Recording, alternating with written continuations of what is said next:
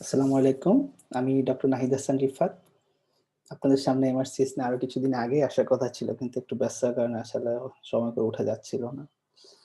তো এমআরসিএস নিয়ে বলতে গেলে আ সবার আগে যে জিনিসটা আসবে যে আমাদের বাংলাদেশী মানুষের মাথায় সবার আগে যে জিনিসটা স্ট্রাইক করবে সেটা হলো আপনি কিভাবে প্রিপারেশন নিবেন। তো দেখেন এমআরসিএস মোর অর লেস বাংলাদেশে সবাই অনেক মানুষই প্রায় সময় পাস করে। কিন্তু দেখেন কখনো কোথাও কোনো দেখবেন যে একটা প্রপার গাইডলাইন দেওয়া নাই। স্পেশালি তো হয়তো কি করতে হয় আমরা বেসিক্যালি যেটা করছি যে একটা ভাইয়া পাস করলো তার কাছে গেলাম। তার কাছে কিছু ইনফরমেশন পাইলাম। আবার আরেকজন ভাইয়ের কাছে গেলাম। তার কাছে আবার কিছু ইনফরমেশন পেলাম। তো এরকম করতে, করতে দেখা যায় যে পরীক্ষার ঠিক আগ মুহূর্তে দেখা যায় অনেক ইনফরমেশন গ্যাপ থেকে যায়। তো একেবারে যে গাইডলাইনের অভাব তা না। আপনি গাইডলাইন পাবেন। এমআরসিএস এমন একটা স্ট্রাকচারড এক্সাম যে আপনি যদি রয়্যাল কলেজের ওয়েবসাইটে ঘুটেন, আ আপনি যে নেটের উইকিপিডিয়াতে ঘুরে বেড়ান, আর দেখবেন যে ওখানে প্রচুর গাইডলাইন দেওয়া আছে, হ্যাঁ? তো আপনাকে কোনটা নিতে হবে সেটা আপনাকে ডিসাইড করতে হবে। তো আমার কাছে মনে হয় যে আমি এমআরসিএস এক্সাম দিতে যেয়ে যে জিনিসটা সবচাইতে বেশি ফেস করছি, সেটা হলো গাইড করার মতো বেসিক্যালি ওরকম কেউ নাই। ইভেন ১ মাস আগেও দেখা গেছে যে আমি কোন সাবজেক্টে কত পাইতে হবে বা কয়টা পেপার বা কয়টা পেপারের মাঝে কতক্ষণ গ্যাপ ওগুলো আমার কিন্তু আ ওগুলো ঠিকমতো কিন্তু আমি জানতাম না। তো এটা আমারই ব্যর্থতা কারণ ওদের ওয়েবসাইটে খুব সুন্দর করে দেওয়া আছে। চাইলেই আপনি জানতে পারবেন। তো বেসিক্যালি আমরা মানুষরা ওরকম ওয়েবসাইট ঘাটাঘাটি করে এত ইনফরমেশন গ্যাদার করতে আসলে পছন্দ করি না। ঠিক আছে? যাই হোক তো আমাদের যে প্রবলেমটা হচ্ছে সেটা হলো আমরা প্রপার একটা গাইডলাইন পাই না। A to Z কোথাও সুন্দর করে সাজায় দেওয়া নাই। আপনাকে কি পড়তে হবে, আপনাকে কি ফলো করতে হবে, আপনার প্রিপারেশনটা কতদিন ধরে হইতে হবে, আপনাকে কিভাবে ফর্ম ফিল আপ করতে হবে। ইভেন আপনার পরীক্ষায় কয়টা পেপার, পেপারগুলোর মার্ক ডিস্ট্রিবিউশন কেমন হইতে হয়, সেই মার্কগুলোতে আপনাকে কত সিকিউর করতে হবে। ইভেন আপনি কোন কলেজে এপ্লাই করবেন, রয়্যাল কলেজ অফ সার্জন আপনার ইংল্যান্ডে ভালো হবে না আপনার আয়ারল্যান্ডে ভালো হবে না গ্লাসগো ভালো হবে। অনেকের এইসব কনফিউশন থেকে যায়, হ্যাঁ?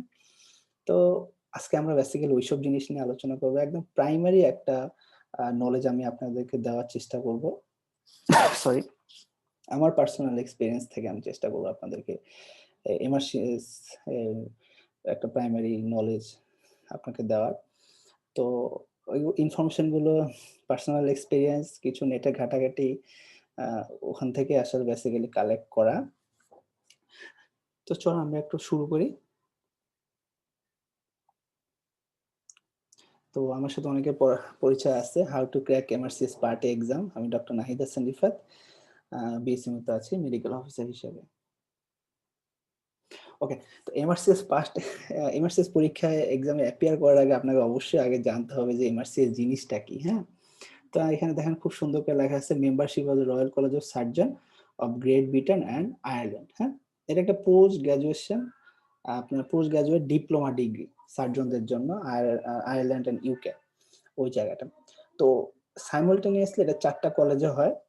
কলেজগুলোর নাম দেওয়া আছে দেখেন royal college of surgeon of Edinburgh, তারপর royal college of surgeon of England, royal college of surgeon of Glasgow এবং হলো আয়ারল্যান্ড, হ্যাঁ? আচ্ছা তো সরি। তো এমআরসিএস এক্সামে ২ টা পার্ট থাকে, হ্যাঁ? তার মানে আমরা আগে জানলাম যে এমআরসিএস এক্সামটা কি। তারপরে আমরা জানি যে এমআরসিএস পরীক্ষার ২ টা পার্ট। একটা হলো পার্ট এ যেটা হলো টোটালি এমসিকিউ। এমসিকিউ না বেসিক্যালি এসবিএ বলা যায়, হ্যাঁ? Single best answer. আর পার্ট বি যেটা হলো অসসি বলে, হ্যাঁ? Objective structure clinical exam. যাই হোক অসসিতে আমরা আজকে যাচ্ছি না। তারপর দেখেন আ MRCS যদিও একটা inter collegiate exam, so after passing part A in any of above college, one can give part B in same or any of the other colleges. মানে ব্যাপারটা হলো যে আপনি যদি একটা কলেজ থেকে পাস করেন, সাপোজ আমি MRCS পার্ট A ইংল্যান্ড থেকে পাস করছি, হ্যাঁ? তো আমি কিন্তু এই যে বাকি ৩ টা এক্সাম আছে, ৩ টা কলেজ আছে। আমি পার্ট বি কিন্তু যেকোনো বাকি ৩ টার মধ্যে ইংল্যান্ডও দিতে পারবো, আপনার গ্লাসগো দিতে পারবো, আয়ারল্যান্ড বা আমি যেখানে চাই সেখানেই দিতে পারবো। তো ব্যাপারটা হলো পার্ট বি আপনি যেখান থেকে দিবেন, আপনি কিন্তু সার্টিফিকেটটা কিন্তু ওখান থেকে আসবে। সাপোজ আমি ইংল্যান্ডেই দিলাম। আমার সার্টিফিকেটটা কিন্তু ইংল্যান্ড থেকে আসবে। গ্লাসগোতে দিলাম, আমাদের সার্টিফিকেট ফাইনাল যে এমআরসিএস সার্টিফিকেট সেটা কিন্তু গ্লাসগো থেকে। তো এগুলো আসলে বেসিক্যালি এগুলো খুব একটা ডিফার করে না, কারণ সবারই কিন্তু ভ্যালুটা সেম। আপনাকে বলবো না সে ইংল্যান্ড থেকে এমআরসিএস করছে, তারটা বেশি ভালো। একজনে গ্লাসগো থেকে করছে, বলছে না তারটা বেশি ভালো। এরকম কিন্তু বেসিক্যালি ওরকম না। হুম? তো এটা একটা ইন্টার কলেজিয়েট এক্সাম। ওকে। তারপর আসেন, তো এক্সামের রুলসটা কি? আচ্ছা, পার্টের রুলসটা হলো যে আপনাকে টোটাল ২ টা পেপার থাকবে। একটাকে বলা হয় basic science, advanced basic science. তো এটাকে আবার বলা হয় এভিএস, এভিএস পেপার, যেটা হলো আপনার 180 মার্কস। টোটাল আপনার পরীক্ষাটা হলো 300 মার্কসের। এর মধ্যে 180 মার্কস হলো আপনার এভিএস, তার মানে আপনি বুঝতে পারছেন এটা হলো 60% মার্ক। তার মানে দেখেন 80 100% এর মধ্যে 60% কিন্তু আপনার এভিএস এ চলে আসলো। আর এটা হলো principle of surgery in general, PSG বলে, হ্যাঁ, ওয়ার্থ 120 মার্কস। তার মানে হলো আপনার 300 মার্কের মধ্যে 120 মার্ক হলো প্রিন্সিপাল অফ সার্জারি, আর অ্যাডভান্স বেসিক সায়েন্স সেটা হলো আপনার 60% অথবা 180 মার্ক। ঠিক আছে, টোটাল হলো আপনার 300 মার্কস। আচ্ছা, if you can get 230 of this marks then you have passed. তার মানে আপনি যদি 300-র মধ্যে 230 সিকিউর করতে পারেন তাহলে কিন্তু আপনি পাস করবেন। আবার দেখেন ব্র্যাকেটে লেখা আছে ইট ভ্যারিজ, বিফোর ইট ওয়াজ 210। তার মানে কি দাঁড়ালো? ব্যাপারটা হলো যে আপনাকে এই যে 300 মার্কের একটা এক্সাম, এই 300 মার্কের এক্সামের মধ্যে এইবার প্রথম রয়্যাল কলেজ অফ সার্জনের ইতিহাসে আমরা যেবার পাস করলাম লাস্ট বার, এখানে হলো আপনাকে 230 পাইতে হচ্ছে। তার মানে 76.6%। তার মানে একসাথে 76.6% মার্ক সিকিউর করা কিন্তু এত সোজা না। তো কিন্তু আগে এটা ছিল প্রায় 70%। তার মানে 210টা আপনাকে পাইলে পাস করা যেত, কিন্তু এটা এবার 230 এসেছে। যাই হোক, ওটাতে আমি যাচ্ছি না, কিন্তু ইতিহাসে ঘাটলে দেখা যায় যে সবসময় মোরাললেস 70 অথবা 71% মার্ক সিকিউর করলে পাস হয়ে যায়। এবার একটু অন্যরকম হয়েছে। যাই হোক, এটা সবসময় থাকবে না। এবার এপ্রিলের পরীক্ষাটা ক্যান্সেল হয়েছিল, ওখানে অনেক স্ট্রং ক্যান্ডিডেট পরীক্ষা দিতে পারে নাই, তারা আরো 4 মাস সময় পাইছে। তো ব্যাপারটা হলো যে এমআরসিএস এর রেজাল্টটা করা হয় যে, আমি যতদূর জানি যে একটা মেথড আছে, এটাকে বলা হয় অ্যাডভান্স গফ মেথড, হ্যাঁ, স্ট্যাটিস্টিক্স একটা মেথড, আমি জানি না। তো ওখানে ম্যাক্সিমাম যে নাম্বারটা পায় ওটার সাথে ওরা একটা পার্সেন্টাইল করে, তারপর রেজাল্টটা দেয়। সরি। তো ওই হিসাবে যারা এপ্রিলের ক্যান্ডিডেট ছিল, এপ্রিলের পরীক্ষাটা ক্যান্সেল হওয়ার পরে তারা আবার জাস্ট পরীক্ষা কিছুদিন আগে তো ক্যান্সেল হয়েছে, তারপরে আবার তারা 4 মাস সময় পেয়েছিল। তো বুঝেন যে তাদের ওখান থেকে নলেজ কোন জায়গায় চলে গেছে। তো ওই অ্যাডভান্স মডিফাইড গফ মেথডে ফেলে দেখা গেছে পাশেরটা কিন্তু কাটমার্কটা অনেক উপরে চলে আসছে, যেটা ইতিহাসে আগে কখনো হয়নি। হুম? তো এই জন্য কিন্তু এবার হয়েছে। তো তার মানে ভয় পাওয়ার কোনো কারণ নেই। 210 মার্ক সিকিউর করা আউট অফ 300 খুবই ইজি। কিভাবে আপনাকে পেতে হবে সেটা আমরা পরবর্তী আলোচনা করছি। তো দেখেন, all are single best answer. দেখেন টাইম, দেখেন time for AVS it is 3 hours, then 30 minutes break and 2 hours for POSG, মানে প্রিন্সিপাল জেনারেল সার্জারি, হ্যাঁ, surgery in general. So you will get 1 minute per question. তো এইটা নিয়ে একটু বলতে হবে আমাকে যে আপনি 30 মিনিটস অনলাইন যে এক্সাম গুলোতে হচ্ছে, অনলাইন এক্সাম নিয়ে পরে আলোচনা করবো, জাস্ট নর্মাল এক্সামটার কথাই বলে। তো আপনাকে 180 মার্কের এবিএস পরীক্ষাটা আগে দিতে হবে। তো এই 180 দেওয়ার পর আপনাকে 30 মিনিটস একটা ব্রেক পাবেন। হুম, 30 মিনিট ব্রেক পাওয়ার পরে আপনাকে পিওএসজি দিতে হবে, প্রিন্সিপাল অফ সার্জারি, হ্যাঁ। পিওএসজি দেওয়ার জন্য আপনাকে প্রথম এবিএসটা আপনার 3 ঘন্টা হবে, তারপর 30 মিনিটস ব্রেক, তারপর 2 ঘন্টায় হবে, হ্যাঁ। তো অনলাইন পরীক্ষার জন্য এবিএসটাকে তারা আবার 2 ভাগে ভাগ করছে, 90 মিনিটস, 90 মিনিটস, মাঝে আপনার 10 মিনিটের একটা ব্রেক পাবেন। সো নরমাল কিন্তু এই ব্রেকটা নাই আমি যতদূর জানি। তার মানে এই যে 300টা এমসিকিউ দাগানোর জন্য আপনি দেখেন আপনার 5 আওয়ার্স টাইম পাচ্ছেন। তার মানে প্রত্যেকটা কোশ্চেনের জন্য কিন্তু আপনাকে 1 মার্ক। এখন পেপার 1টা কিন্তু কম্পারেটিভলি একটু ইজিয়ার হয়। পেপার 2টা আপনার পেপার 1টা দিতে যতটা ভালো লাগবে, ঠিক পেপার 2টা দিতে ঠিক ততটাই খারাপ লাগবে। ঠিক আছে? কারণ পেপার 2 বেশ ডিফিকাল্ট হয় এবং পেপার 2 এর কোশ্চেন গুলো কিন্তু অনেক বড় হয়। সো আপনি কিন্তু একটা কোশ্চেন কখনোই এটা মাথায় রাখতে পারবেন না। আপনি একটা কোশ্চেন ২ বার পড়বেন। ওইটা চিন্তা করলে আপনি আর পারবেন না। কারণ কি কোশ্চেন গুলো এত বেশি লেন্দি হয় যে আপনাকে সময় খুবই শর্ট থাকে।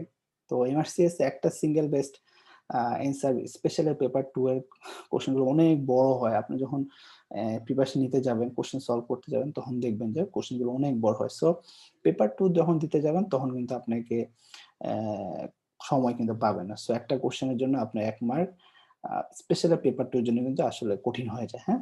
আচ্ছা, পরবর্তীতে আমরা যাচ্ছি। এবার দেখেন এমআরসিএস পার্টে পেপার 1 বেসিক সায়েন্স অথবা এভিএস যেটাকে বলছি সেটাতে কি আছে? দেখেন অ্যানাটমি আছে 75, ফিজিওলজি আছে 45, pathology, pharmacology, microbiology, imagine and data interpretation and audit, হ্যাঁ? তো এই যে বেসিক সায়েন্স এই জিনিসটা একটু আমাকে বলতে হবে যে সাপোজ একটা মানুষ যদি এমআরসিএস পার্টে পাস করে তাহলে দেখা যায় যে তার পেপার এ তে অনেক বেশি মার্ক পেয়ে যায়। সাপোজ আমি ১৮০ র মধ্যে আমি 149 মার্কস। তার মানে আমার ১৮০ টার মধ্যে মাত্র ৩১ টা কোয়েশ্চেন ভুল হইছিল। ঠিক আছে? তো আমি কিন্তু এখানেই আগায় গেছি। আমি আগেই বারবার বলছি পেপার 2 টা ডিফিকাল্ট হয়। আ একটু surgical principal of surgery question আসে। ওখানে একটু বেশ ডিফিকাল্ট হয়। সিস্টেমিক সার্জারি আসে। এখানে ডিসিশন মেকিং এর অনেক ব্যাপার-স্যাপার আছে, হ্যাঁ? ওখানে অ্যান্সার কারো সাথে কারো মিলবে না। সো কেউ যদি পাস করতে হয় তাহলে কিন্তু আপনার বেসিক সায়েন্স দিয়ে পাস করতে হবে। এবার বেসিক সায়েন্স এর মধ্যে যদি আপনি দেখেন, দেখবেন যে অ্যানাটমি কিন্তু এখানে আপনার সবচাইতে বেশি। তার মানে কি দাঁড়াচ্ছে? তার মানে আপনার অ্যানাটমি প্রিপারেশন খুব স্ট্রং হইতে হবে। স্ট্রং, একেবারে স্ট্রং। অ্যানাটমি কোনো ভুল করা যাবে না। ঠিক আছে? এবং অ্যানাটমি আপনি যদি প্রিপারেশন নেন, আমি বলব যে আপনি 100% অ্যানাটমির মধ্যে আপনাকে 95% অ্যানাটমি সিকিউর করা জাস্ট ম্যাটার অফ টাইম। আর কিছুই না। সো অ্যানাটমি নিয়ে আপনার একদম টেনশন করো না। আপনি অ্যানাটমি পেরে যাবেন। প্যাথোফিজিও আ এগুলো নিয়ে বলতে গেলেও বলা যায়। ফিজিওটার কথা যদি আমি বলি যে আমাদের আমরা যদি আপনারা যদি কেউ এফসিপিএস পরীক্ষা দিয়ে থাকেন বা এফসিপিএস পাস করে যান পার্ট 1 অথবা কেউ যদি এমএস রেসিডেন্সি এক্সাম দেন বা ইভেন ডিপ্লোমা দিয়ে থাকেন, তাদের জন্য ফিজিওলজি জাস্ট কিছুই না। এত সিম্পল ফিজিওলজি আছে। ঠিক আছে? তো ফিজিওলজি খুব ইজি হয়ে যাবে। প্যাথোলজির ব্যাপারটা আসে, এখানে সার্জিক্যাল প্যাথোলজি আসে, এখানে কিন্তু আপনাকে পড়তে হয়। তো আমি মনে করি যে আ আমাদের যে আ রিসোর্স আছে তার মধ্যে আমি সবার আগে রাখছিলাম ইএমআরসিএস। ওটা আসছে একটু পরে। তো ইএমআরসিএস যে বুক নাম্বার 5 যেটা প্যাথোলজি, তো সেটা কিন্তু আপনার মোর দ্যান এনাফ। ঠিক আছে? সো আপনাকে আর প্যাথোলজিতে নিয়ে টেনশন করতে হচ্ছে না। ফার্মাকোলজি, মাইক্রোবায়োলজি এগুলো একেবারেই সিম্পল জিনিস। এগুলো জাস্ট ইএমআরসিএস যেগুলো আছে সেগুলো দেখলে আপনি পেরে যাবেন। ঠিক আছে? ডাটা ইন্টারপ্রিটেশন, ইমাজিন এগুলো আসে। যাই হোক এগুলো পেরে যাবেন। এবার আমরা একটু দেখি মোস্ট অফ ডিফিকাল্ট টপিক যেটা হলো এমআরসিএস পার্টে পেপার 2 যেটা হলো principle of surgery in general. তো এখানে যে principal of surgery general basically আপনি বেরি ল্যাবটা যদি কারো খুব ভালো পড়ে থাকে, তো আমি মনে করি যে যারা এফসিপিএস পার্টে পাস করছেন তাদের সবারই বেরি ল্যাব পড়া আছে, মোর অর লেস সবারই বেরি ল্যাব পড়া আছে। তাদের জন্য তো খুবই হেল্পফুল এবং যারা রেসিডেন্সি পরীক্ষা আ রেসিডেন্সি ফেজ এ পরীক্ষা দিছেন, তাদের সবার প্রিন্সিপাল অফ সার্জারি পড়তে হইছে, সিস্টেমিক সার্জারি, বেরি ল্যাব পড়তে হইছে। তাদের জন্য তো আরোই কোনো সমস্যা নাই। সো যারা বেরি ল্যাব পড়া আছে, তাদের জন্য এটা কোনো ব্যাপারই না। জাস্ট আপনাকে ওদের মতো করে গুছায় পড়তে হবে। তো এখানে দেখেন অনেক কিছু যেমন হলো common and acquired surgical condition, a peri-operative management, trauma, surgical মানে পেডিয়াট্রিক সার্জারি, তারপর মেডিকেল লিগ্যাল ইস্যু। তো মেডিকেল লিগ্যাল ইস্যু দেখেন এখানেও ৩ টা ওখানেও ৩ টা। তো বেসিক্যালি এই মেডিকেল লিগ্যাল ইস্যু অথবা ডাটা ইন্টারপ্রিটেশন এগুলো বেশ ডিফিকাল্ট হয়। খুবই ডিফিকাল্ট হয়, হ্যাঁ? তো এগুলো আমরা যারা গরিব স্টুডেন্ট আছি তারা কিন্তু এগুলো পড়ি না। তো আমি মনে করি যে এগুলো পড়ে আসলে টাইম যদি পড়তে পারেন বা টাইম থাকে তাহলে তো খুবই ভালো। যদি না পারেন তাহলে এটা নিয়ে একদম টেনশন করার কিছু নাই। অন্য জিনিসগুলোতে এমফাসিস দেন, হ্যাঁ? তো পেপার 2 এর ক্ষেত্রে বলতে গেলে সবার আগে আমাকে বলতে হবে যে ট্রমা, স্পেশালি ট্রমা, রিব তারপরে হলো আ বোনস মানে ফ্র্যাকচার, অর্থোপেডিক, ট্রমা, অর্থোপেডিক এই জিনিসগুলো এত বেশি আসে জাস্ট মাথা খারাপের মতো। পেপার 2 যখন আপনি মানে পড়তে থাকবেন, দেখবেন যে 2 মিনিট পর ঘুরে ট্রমা আর অর্থোপেডিক কোয়েশ্চেন। অধিকাংশ আপনার ডিসিশন মেকিং। তো কিভাবে পড়তে হবে, কি পড়তে হবে এটা হয়তো আরেকদিন আলোচনা করব। আজকে জাস্ট ১ম প্রাইমারি একটা গাইডলাইন দেওয়ার চেষ্টা করছি। তার মানে পেপার 2 টা ডিফিকাল্ট, সামারি করছি, বেশ ডিফিকাল্ট, সবাই এখানেই খারাপ করে। এখানে মোস্ট ইম্পোর্টেন্ট পোরশন হলো আপনার ট্রমা অ্যান্ড অর্থোপেডিক। এই জিনিসগুলো খুব বেশি আসে, হ্যাঁ? তারপর তো আসে। সো ট্রমা আর অর্থোপেডিক আপনি যত যেখান থেকে পারবেন সেখান থেকে পড়ে নিবেন, ঠিক আছে? আর মেডিকেল ইস্যু এটা বাদ দিতে পারেন, কোনো সমস্যা নেই। আবার রিসোর্সেস আপনি কিভাবে পড়তে হবে, আমি মনে করি এমআরসিএস এর রিসোর্সের ক্ষেত্রে সবার আগে আপনাকে একটা জিনিস কনসার্ন থাকতে হবে, সেটা হলো আপনাকে reading partner, serious reading partner খুঁজে বের করতে হবে, ঠিক আছে? যে আপনাকে টানবে, অথবা যে যাকে আপনি টানবেন আপনার মতো সিরিয়াস একটা রিডিং পার্টনার হলেই হলো, তাকে নিয়ে আপনি পড়তে পারেন। এবার বইগুলোর ক্ষেত্রে আসলে অনেক মানুষ অনেক বই বলবে, এত বই বলে মাথা খারাপ করে ফেলতে হবে। কেউ রেডার বই বলবে, কেউ আহ, কত বই আছে, রাফটেরি কত বই আছে, অনেক বই বলবে, কেউ সালা নোট বলবে, পুরা মাথা খারাপ। সো আমি মনে করি যে আপনি কম পড়বেন কিন্তু প্রডিউস করবেন বেশি, হ্যাঁ? আপনি যেটা পড়বেন খুব ভালো করে পড়বেন, রিসোর্স কম কিন্তু আপনার আফটার ইফেক্টটা যেন বেশি হয়, হ্যাঁ? সেটা কম জিনিস পড়বেন কিন্তু ভালো করে পড়বেন। কারণ একটা জিনিস আমি কম পড়ছি কিন্তু এটা যদি খুব ভালো করে পড়ে আমার পাস হয়ে যাচ্ছে, সো আমার অন্য কোনো টপিকে আগানোর কোনো দরকারই নেই, ঠিক আছে? আচ্ছা, তো এই রিসোর্স গুলো একটু বলে রাখি। রিসোর্সের ক্ষেত্রে সবার আগে আপনাকে যেটা করতে হবে, একটা ইএমআরসিএস বই কালেক্ট করতে হবে। এটা আপনি হার্ড কপি নিতে পারেন নীলক্ষেতে, 2200-2300 টাকা নিবে। তারপর আপনি সফট কপি পাবেন, অনলাইন খুঁজলেই পাবেন, না পাইলে আমাকে বলবেন, আমি গুগল ড্রাইভের লিংক দিয়ে দিব। তারপরে আপনাকে অবশ্যই অনলাইন সাবস্ক্রিপশন করতে পারেন। তো আমরা বাঙালিরা বেসিক্যালি আপনার এই পিডিএফ বা অনলাইন সাবস্ক্রিপশন এগুলো পড়তে অত ইন্টারেস্টেড না। আমরা বই দাগায় দাগায় পড়তে ভালো লাগে, আমার খুব ভালো লাগে বই দাগায় পড়তে। সো যার যেটা প্রেফারেন্স ওইটাই ফলো করতে পারেন। 2 নম্বর হলো অ্যানাটমির ক্ষেত্রে আগেই বলছি যে এখানে 75% মার্ক, 75 মার্কস, হ্যাঁ? তার মানে 180 এর মধ্যে 75 মার্কস কিন্তু কম না। তো অ্যাটলাস অ্যানাটমি আপনাকে পড়তে হবে খুব ভালো করে। সেটার জন্য আপনি কি করতে পারেন? সেটার জন্য আপনাকে ইএমআরসিএস বইটা তো আছে, এখানে ৩ টা খণ্ড আছে, প্রায় ৬০০ টা মতো কোশ্চেন। তাই আমি মনে করি যে আমার এখনো আমি বেসিক্যালি খুব কম সময় নিয়ে পড়তে পারছিলাম। এত সমস্যা ছিল। আ তো আমি ১ আর ৩ নাম্বার বইটা পড়ছিলাম। প্রায় ৬০০ কোশ্চেনের মধ্যে প্রায় ৪০০ কোশ্চেন পড়ছি। ইভেন ২ নাম্বার বইটা আমার এখনো আনটাচড আছে, হ্যাঁ? তো আপনি ১ আর ২ যারা মানে শর্ট অফ টাইম এ আছেন, তারা ১ আর ২ নাম্বার বইটা পড়বেন। দেখবেন যে ২ নাম্বার বইটা ১ আর ৩ নাম্বার বইটা পড়বেন। ২ নাম্বার বইটা এমনি পড়া হয়ে যাবে। আমি এত ওদের খালি রিপিট হয়, একই টপিক বারবার রিপিট হয়। ঠিক আছে? কিভাবে পড়তে হবে আমি একটু পরে আসছি। তারপর দেখেন, তার মানে অ্যানাটমি যেহেতু খুব ইম্পোর্টেন্ট সেটার জন্য হচ্ছে যে ফিগারটা আপনাকে খুব ভালো করে দেখতে হবে। ফিগারের জন্য আর কোথাও যাওয়া লাগবে না। এমবিবিএস এ যেটা দেখছেন নিটার অ্যাটলাস অফ হিউম্যান অ্যানাটমি, ওটা আপনাকে ফলো করতে হবে। ওইটা পড়লে ওর উপর আর কোনো বই নেই। অনেক মানুষ অনেক কথা বলবে। মাতারি একটা বই আছে, খুব সুন্দর করে দেওয়া আছে। তো আমি মনে করি অত কিছুতে যাওয়ার দরকার নেই। আপনি আগে যেটা পড়ছেন ওটাই পড়েন, হ্যাঁ? তারপর দেখেন ফর বেসিক মেডিকেল সায়েন্স রাফটের একটা বই আছে। তো আমি মনে করি যারা এফসিবিএস পার্ট 1 পাস করছেন, যারা রেসিডেন্সি পরীক্ষা দিচ্ছেন বা প্রিপেয়ার হচ্ছেন, যারা ডিপ্লোমা পড়ছেন, তাদের জন্য বেসিক সায়েন্সের জন্য রাফটের কিছুই দরকার নেই। আপনার যারা দিলীপ স্যারের বই পড়ছেন, দিলীপ স্যারের বই এনাফ। যারা জেনেসিস পড়ছেন, জেনেসিসের বই এনাফ। যারা ম্যাট্রিক্স পড়ছেন, ম্যাট্রিক্সের বই এনাফ। যারা সিনাপস আরো অনেক কিছু আছে, কোনো কিছু বাদ দিছি না আল্লাহই জানে। যাই হোক, যে যেখান থেকে পড়ছেন ওই যে বেসিক সায়েন্স গুলো আছে ওগুলো কিন্তু আপনাকে সবচেয়ে বেশি এমফাসাইজ দিতে হবে। তো এই বেসিক সায়েন্সের মধ্যে ফিজিওলজির ক্ষেত্রে ২ টা জিনিস আপনাকে সবসময় মনে রাখতে হবে। একটা হলো রেনাল সিস্টেম থেকে অনেক বেশি কোশ্চেন আসে। এভিজি অ্যানালাইসিস, বডি ফ্লুইড, এই জিনিসগুলো খুব বেশি আসে। এগুলো জাস্ট আপনার বই ধরলেই বুঝতে পারবেন। ঠিক আছে?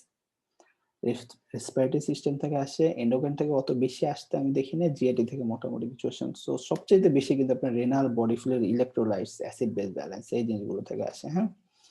সো আর যারা একেবারে ফ্রেশার, যারা ইন্টার্নশিপ মাত্র শেষ করলো বা ইন্টার্নশিপে আছে, যারা পরীক্ষা দিতে চাচ্ছে, এখন প্রিপারেশন নিতে চাচ্ছে, তাদের জন্য আমি বলবো তোমরা সবসময় রাফটের বইটা ফলো করো, অন্য কিছু তার যাওয়ার দরকার নেই। হ্যাঁ, বেসিক সায়েন্সের জন্য রাফটের বইটা ফলো করো। আচ্ছা, or the book you used to prepare for FCPS part 1 residency entrance exam, ওটা বলে ফেলছি।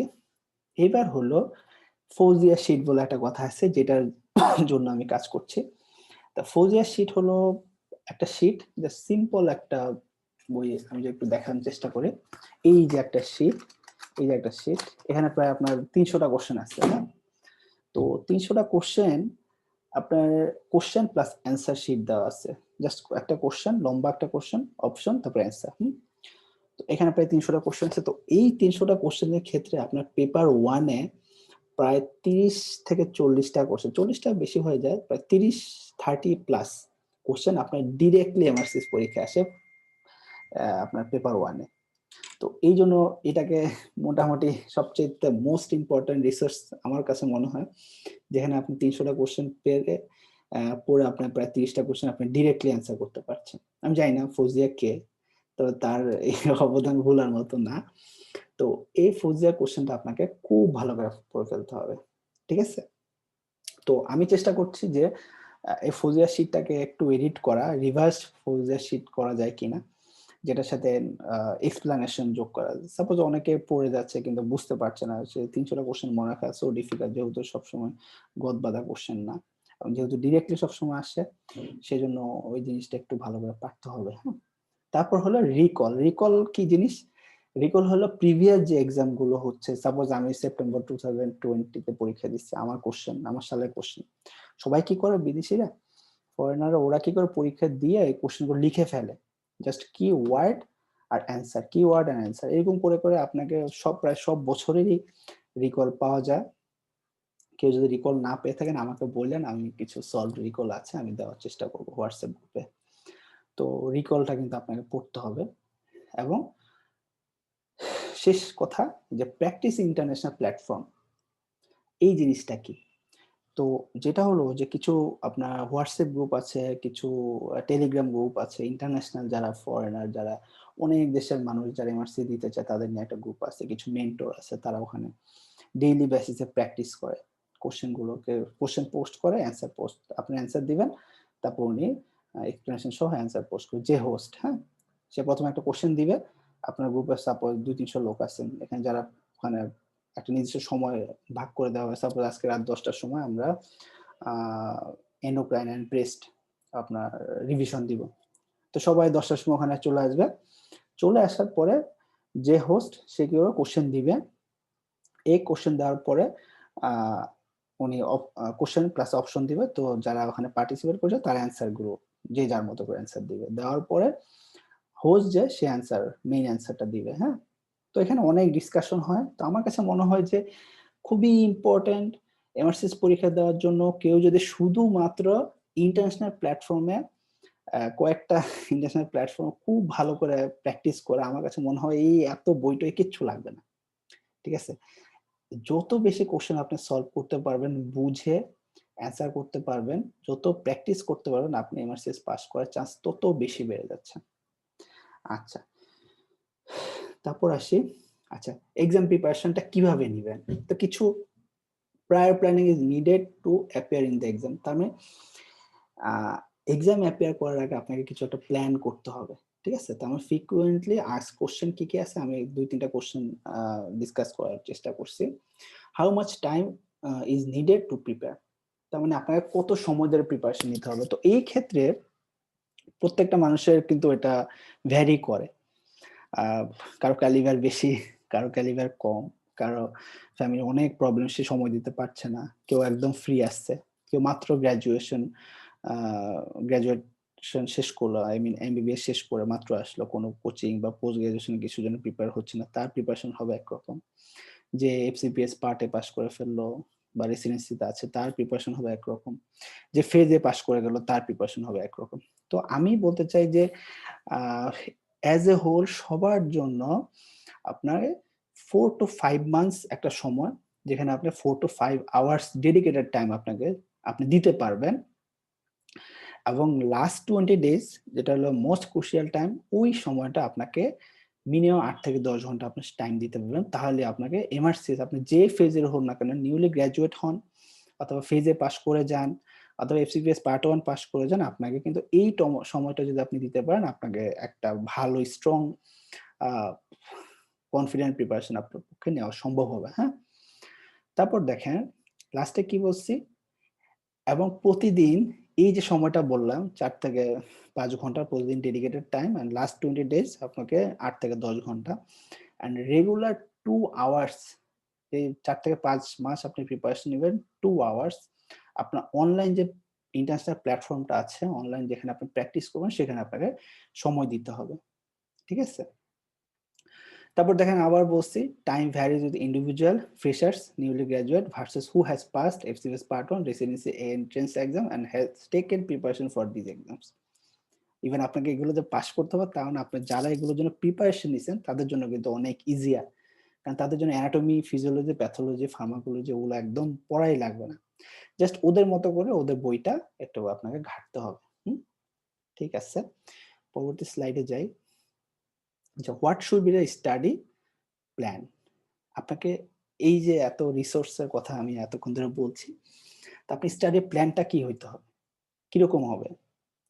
তো দেখেন, আপনাকে সবার আগে সর্ট আউট করতে হবে আপনি আপনার ডিফিকাল্টিস গুলো কোথায়, আপনার দুর্বলতাটা কোথায়। যেমন আমার দুর্বলতা, আমরা ক্লিনিক্যালি অতটা শার্প না, যেমন পেপার 2 যেটা ওখানে অত এক্সপেরিয়েন্স না, তো আমাদের ওই জায়গাটা বেশি শর্টেজ ছিল। তো আমরা ওই জায়গাটা বেশি এমফাসাইজ দিছি, মানে সার্জারি পেপারটা বেসিক নিয়ে আমাদের কোনো প্রবলেম ছিল না। তো আমরা মোটামুটি পুরো সময়টাই ওই জায়গাটায় আমরা সময়টা দেওয়ার চেষ্টা করছি। তো আপনাকে সর্ট আউট করতে হবে আপনার উইক পয়েন্টটা কোথায়। তো যেখানে আপনার উইক পয়েন্ট সেখানে কিন্তু আপনাকে প্র্যাকটিস করতে হবে। সেই জায়গাটা আপনাকে খুব ভালো করে পড়তে হবে। তো স্পেশালি আমাদের জন্য, আমাদের সবারই কিন্তু পেপার 2 টা বেশি উইক পয়েন্ট। তো আমরা সবাই পেপার 2 টা ভালো করে পড়ব। তারপরে আবার বলছি ফোকাস অন মার্ক ডিস্ট্রিবিউশন।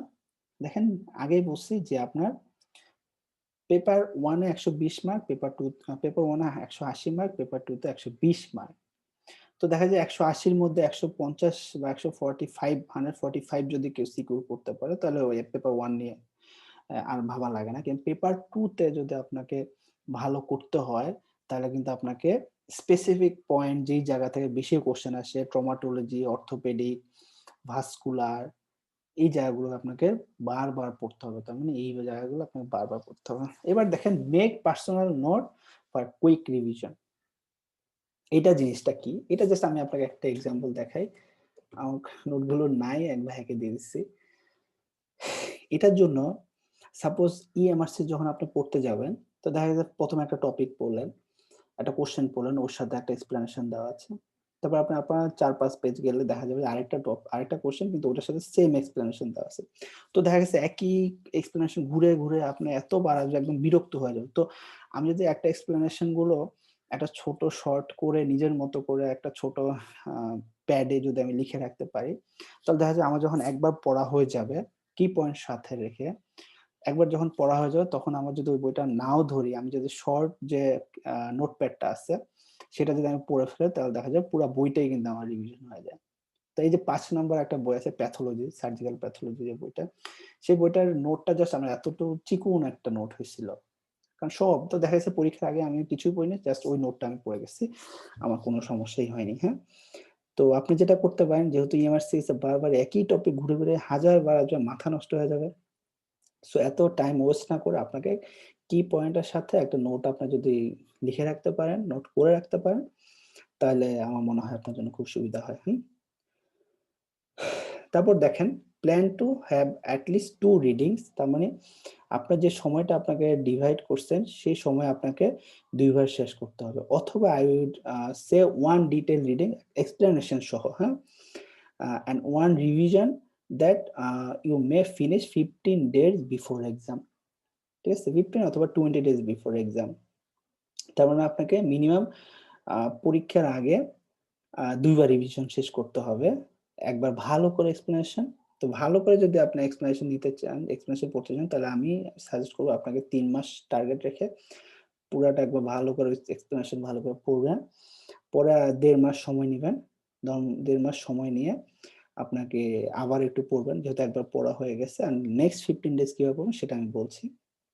দেখেন সেকেন্ড ফর 1.5 months and আচ্ছা rest of 15 days or 20 days for quick revision from notes যেগুলো নোটপ্যাড বলছে ওগুলো নাইস গাইডলাইন। নাইস গাইডলাইন খুব ইম্পোর্টেন্ট জিনিস সেটা কি national institute of health and care excellence, হ্যাঁ?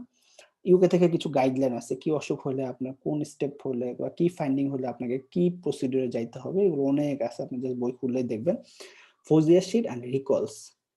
ঠিক আছে? এই জিনিসগুলোর প্রতি আপনার লাস্ট 2 ডেজ এখানে খুব ভালো করে এমফাসিস দিবেন। এবং লাস্টে যে কথাটা বলছি সেটা কিন্তু আপনাকে অবশ্যই মাথায় রাখতে হবে। ডোন্ট ফরগেট টু স্টার্ট ফোজিয়া sheet and recall after first reading. তার মানে আপনি যে ২ বার রিভিশন দিবেন, এই সময় ১ম বার যখন আপনি ফার্স্ট বার পড়বেন, এই ফার্স্ট বার পড়া শেষ হলেই কিন্তু আপনাকে ফোজিয়া শিট অ্যান্ড রিকল পড়া শুরু করতে হবে। কারণ রিকল ওগুলো খুব ইম্পোর্টেন্ট, এত ইম্পোর্টেন্ট, মাথা নষ্ট করা ইম্পোর্টেন্ট। আর ফোজিয়া তো কত ইম্পোর্টেন্ট আমি আগেই বলছি। সাপোজ আপনি ১ম বার পড়া শুরু করছেন, আপনি ফোজিয়া খুললেন। অনেক কিছু আপনি পারবেন না। তো ওখানে পড়ে টাইম ওয়েস্ট করার কোনো দরকার নেই। অথবা রিকল খুললেন, মাথায় কিছুই ঢুকবে না। ১ম বার যখন পড়ছেন তখন। কিন্তু আপনি যদি একবার পড়াটা শেষ করে ফেলেন, তখন আপনি ফৌজিয়া পড়েন। ফৌজিয়া ম্যাক্সিমাম কোয়েশ্চেন আপনি পেয়ে যাবেন। সাপোজ আমি ফৌজিয়া যখন ফার্স্ট বার পড়ছিলাম, একবার পড়া শেখে যখন ফার্স্ট বার পড়ছিলাম, তো দেখা গেছে যে ১ম ১৫০ টা বা ৬০ টার মতো কোয়েশ্চেন আছে। আমি জাস্ট ৫ টা ৬ টা কোয়েশ্চেন ভুল করছিলাম। তার মানে কিন্তু ১ম যখন একবার খুলছিলাম পড়া রিভিশন দেওয়ার সময়, আ যখন স্টার্ট করছিলাম তখন ফৌজিয়া অধিকাংশ মানে 50% আমি বুঝতেছিলাম না। মাথার উপর দিয়ে যাচ্ছিল। সো একবার শেষ করে কিন্তু আপনাকে ফৌজিয়া পড়তে হবে। যেহেতু ফৌজিয়া এবং রিকলটা খুব ইম্পোর্টেন্ট টপিক, সেগুলো আপনাকে একবার শেষ করার পরপরই শুরু করতে হবে। আপনি সাপোজ মনে করছেন না শেষের দিকে রিকল পড়বো, শেষের দিকে রিকল পড়বো, শেষের দিকে ফৌজিয়া পড়বো। এটা কিন্তু একটা গ্রেট ভুল হবে, হ্যাঁ? কারণ এখান থেকে প্রচুর কোয়েশ্চেন আসে, প্রচুর কোয়েশ্চেন রিপিট হয়। ঠিক আছে? সো আপনাকে একবার শেষ করে তারপর ফৌজিয়াতে চলে আসতে হবে। তারপরে ১.৫ মাসে যত পারেন ফৌজিয়া আর রিকল রিভিশন দিবেন, হ্যাঁ? এবং এগুলো যদি আপনাদের কাছে না থেকে থাকে আমাকে জানাবেন। আমি চেষ্টা করব রিকল গুলো আপনাদের হোয়াটসঅ্যাপে পাঠিয়ে দেওয়ার জন্য। ওকে, এবার দেখেন এটা একটা খুব ইম্পোর্টেন্ট জিনিস। Does anyone need to buy paid course? So এটা হলো যে আপনি যখন এমআরসিএস নিয়ে একটু ঘাটাঘাটি করবেন দেখেন যে প্রচুর অনলাইন গ্রুপ আছে, হ্যাঁ? সাপোজ রেডা আছে, আর সালা আছে, তারপরে অনেক কিছু আছে। যেখানে আপনাকে টাকা সাপোজ আমি যতদূর জানি যে সালা যে গ্রুপটা আছে ওখানে প্রায় আপনার $250 আপনাকে দিতে হবে। ওরা একটা ৪-৫ মাসের একটা কোর্স করাবে। খুবই ইফেক্টিভ, খুবই ইফেক্টিভ। তো আমি মনে করি যেমন আমার কোনো কোর্স লাগে নাই। আমারটা একটু পরে আসছি। এটা একটা পারসন টু পারসন এর আ ইন্ডিভিজুয়াল চয়েস এবং এগুলো হলো পেইড কোর্স। কিছু আছে নন পেইড কোর্স। নন পেইড কোর্সের মধ্যে একজন ম্যাডাম আছে যার কাছে একেবারেই কৃতজ্ঞ পাকিস্তানি ম্যাডাম সামরিন ম্যাম, হ্যাঁ? অনেকে যারা এমআরসিএস নিয়ে ঘাটাঘাটি করেন তারা সবাই জানেন। তো উনার কিছু অনলাইন প্ল্যাটফর্ম আছে। WhatsApp গ্রুপ বা Telegram গ্রুপ। ওখানে প্রচুর প্র্যাকটিস হয়। উনি প্রতিদিন পরীক্ষার আগে অনেক প্র্যাকটিস করায়। ১ম থেকে প্র্যাকটিস করায়। তো বেসিক্যালি আমার মনে হয় আমি পাস করছি ম্যাডামের জন্যই। কারণ ও সব গ্রুপে সারাদিন পড়ালেখা করত। আমরা পড়ালেখা করতাম না। তো দেখা যেত অস্থির লেগে যাইত। তারপর শুরু করতাম। তো ম্যাডাম সবসময় বুস্ট আপ করত। তো ওই গ্রুপগুলোতে আপনি এড হইতে পারেন। ম্যাডামের গ্রুপে এড হইতে হলে আমার রেফারেন্স দিলেই হবে। আমার সাথে ম্যাডামের খুবই ভালো সম্পর্ক।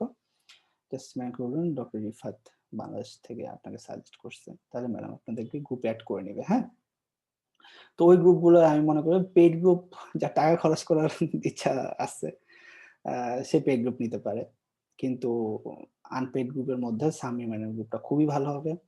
উনি খুবই হেল্পফুল এবং খুবই আ মানে কর্ডিয়াল। আপনি চাইলেই ম্যাডামের হেল্পটা নিতে পারেন, হ্যাঁ? And free of cost.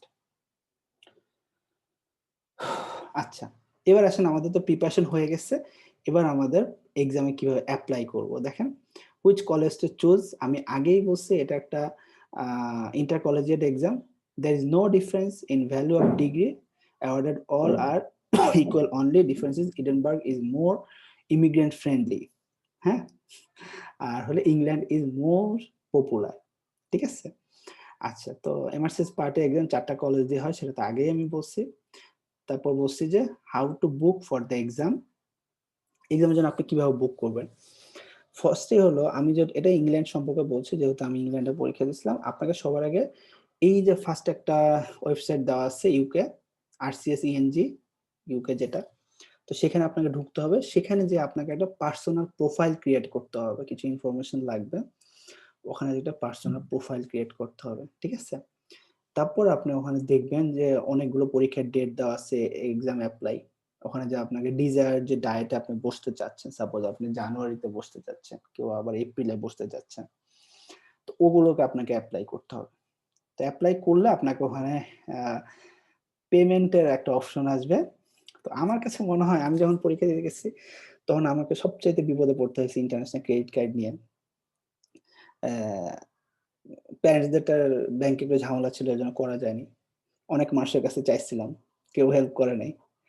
তারপর কি করলাম? নিজে, নিজে একটা ইন্টারন্যাশনাল ক্রেডিট কার্ড খুলছি। হুম? তো এইটা কিন্তু খুব ডিফিকাল্ট।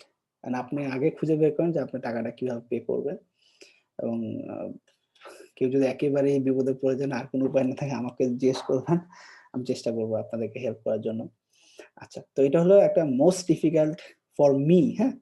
একটা ইন্টারনেট ট্রান্সেকশন করার জন্য। কারণ এখানে পাসপোর্টের এন্ডোর্সমেন্ট লাগে। মাদার ব্যাংক, বাংলাদেশ ব্যাংক থেকে আপনাকে পারমিশন নিতে হবে। তারপর একটা ইন্টারন্যাশনাল ট্রান্সেকশন এর গেটওয়েটা ওপেন করতে হবে, হ্যাঁ? এখানে বেশ ডিফিকাল্ট। তারপর হলো certificate attestation and sending to royal college of surgeon. তো যেটা হলো যে ব্রিটিশ কাউন্সিল দিয়ে করে, ওরা অ্যাটেস্টেড করে। প্রায় ৳১৬০০ নেয় এবং তার সার্টিফিকেটটা রয়াল কলেজে পাঠায় দেয়, হ্যাঁ?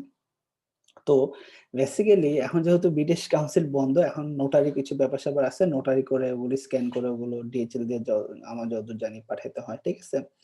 যাই হোক, ওটা খবর নিলে জানা যাবে। তো এই ৪ টা স্টেপ আপনাকে করতে হবে। একটা হলো প্রোফাইল ক্রিয়েট করতে হবে, ডিজায়ার ডেটে আপনাকে এপ্লাই করতে হবে, মানি পেমেন্ট করতে হবে। আর হলো সার্টিফিকেট অ্যাটেস্টেশন করতে হবে। ঠিক আছে? আর এগুলো কলেজের ওয়েবসাইট গুলো দেওয়া আছে। এবার দেখেন, আমি জাস্ট একটু হেল্প করার চেষ্টা করলাম এক্সাম ডেট গুলো। তো এমআরসিএস এর এক্সাম পার্টে দেখেন, এটা হলো জানুয়ারি ১২ তারিখে একটা এক্সাম হবে, 2021। এটা নভেম্বরের ৬ তারিখে আপনার ক্লোজিং ডেট, আই মিন আগামীকালকে, হ্যাঁ? আগামীকাল কি? আমি জানি না কালকে কয় তারিখ। তো টাকা হলো £৫৫০ হ্যাঁ? ১ পাউন্ড ইকুয়াল টু 109 টাকা মনে হয়, আমি যতদূর জানি। 9 বা 12 এরকম ভ্যারি করে। সেন্টার গুলো কোথায় আছে? এখন তো সেন্টার নিয়ে আর কোনো সমস্যা নেই। কারণ অনলাইনে করতে পারলে যেকোনো জায়গা থেকে পরীক্ষা দিতে পারবেন। যেহেতু অনলাইন এক্সাম হচ্ছে, সো এটা নিয়ে অত টেনশন করার কিছু নাই। তারপর দেখেন, পার্ট এ এক্সাম, এর পরের এক্সামটা এপ্রিলের ২০ তারিখে হবে, হ্যাঁ? তার মানে এপ্রিলের ২০ তারিখে একটা হবে। এটা ক্লোজিং ডেট ১৯ ফেব্রুয়ারি 2021।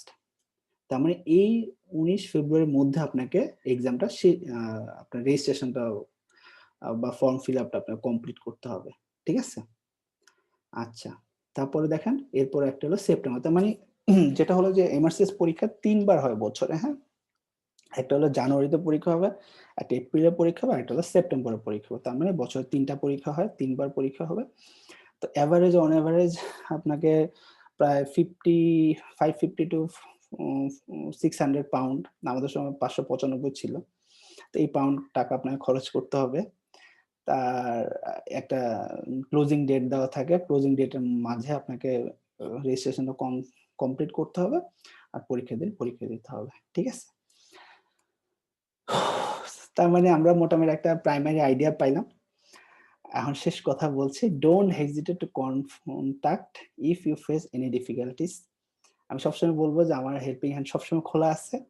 আপনার যদি কোনো ডিফিকাল্টি ফেস করেন, একেবারে আমাকে নক দিবেন। আমি চেষ্টা করব সবসময় রিপ্লাই দেওয়ার জন্য। ইমেইল নাম্বার দিলাম। আর হলো ফেসবুক আইডি তো অনেকের সাথে এড করা আছে। এখানে নক দিলে আমি চেষ্টা করব আপনাদেরকে হেল্প করার জন্য। যেকোনো ডিফিকাল্টি যদি আপনারা ফেস করেন। এবং thank you. If you can dream it, you can achieve it. এটা সবসময় মাথায় মনে রাখতে হবে। ঠিক আছে? আ আপনি চাইবেন, মন থেকে চাইবেন, কিন্তু পাবেন না, এরকম জিনিস কিন্তু লাইফে খুব কম আছে, হ্যাঁ? তো আমরা সবসময় একসময়, খুব বেশি দিন না, ২ দিন ২.৫ বছর আগে হঠাৎ মনে হইতো কেউ এফসিএস পার্ট 1 পাস করে তাকে একটা ভিন গ্রহের প্রাণীর মতো দেখতাম। তারপর দেখেন ডে বাই ডে কত কিছু হয়ে গেল। জাস্ট এটা ম্যাটার অফ টাইম। আপনি যদি মনে করেন যে আপনি এখনো শুরু করেন নাই বা আপনার অনেক বয়স বেড়ে গেছে, আপনি কিভাবে শুরু করবেন? তাহলে কিন্তু আমি বলব যে এটা ভাবার একেবারে কোনো কারণ নেই। আপনি এখন শুরু করেন, এই মুহূর্ত থেকে শুরু করেন, আপনি কিন্তু এটা অ্যাচিভ করতে পারবেন। এটা আমি বিশ্বাস করি। আপনি মন থেকে চেষ্টা করেন, আপনি অ্যাচিভ করতে পারবেন।